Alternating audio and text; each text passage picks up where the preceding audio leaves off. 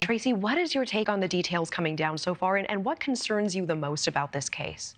That's an excellent question. There's a few things. I think the first is that he was able to get in and out of that house within a minute and completely really evaded any deputies that were there. So I think that's the first thing that concerns me. Also, when he made entry into the home, why was an alarm not tripped? Maybe there was, and that information just isn't out yet. However, that information is very concerning to me as well.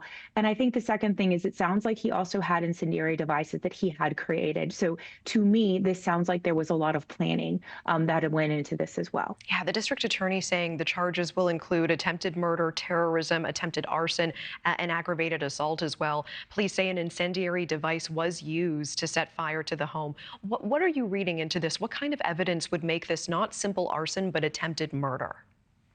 I mean, there's no question, in my opinion, based on the damage that at least we're seeing, right, from these photographs, that this was an attempt on the governor's life as well as his family's life. In my opinion, you're setting home to a fire where you know people are living there. This is not a vacant home. And so that tells me that the outcome of that is somebody could be killed or injured. So there's no question that this individual, in my opinion, went there with the sole purpose of trying to kill the governor and his family. As we are looking at these images together, what is going through your mind? It appears this was not just an incendiary device, like, a match being lit on the exterior of a house here. This is pretty startling.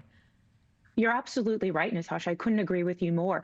I guess what's the most startling is all reports I've read thus far is that he was in and out in a minute.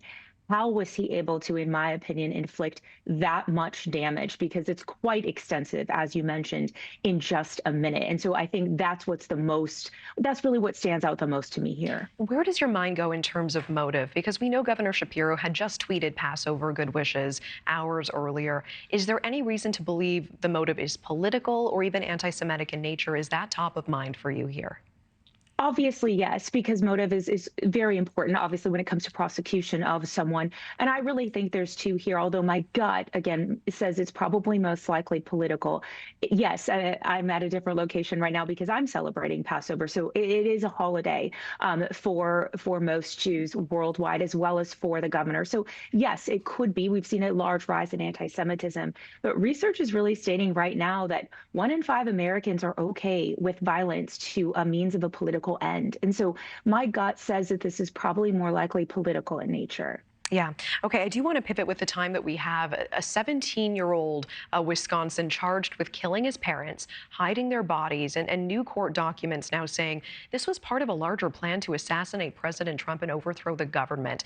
Officials saying Nikita Kassev bought drones and explosives using the money from his parents after killing them in February, taking off in their SUV, driving through Illinois and Iowa, Nebraska, Wyoming, and Colorado before finally being arrested in Kansas while trying to flee to Ukraine. I mean, Tracy, federal officials say this was, ultimately part of a plot to kill President Trump. What's going through your mind? I've actually been following this case since it first happened at the end of February, and that is the part of his arrest information that concerned me actually the most, was that he had been in contact 4 months with individuals in Russia and Moldova, trying to obtain a fake passport, really, to get to Ukraine. And that's what's concerned me the most. Also, we know now that he had been conversing with, I guess, neo-Nazi sort of white supremacist networks that really their job was they wanted to sow the seeds of chaos here in the United States. And the way they wanted to do that was by trying to assassinate the president. Thanks for watching. Go to joinnn.com to find News Nation on your screen. And don't forget to click the red subscribe button below to get more of News Nation's fact-driven, unbiased coverage.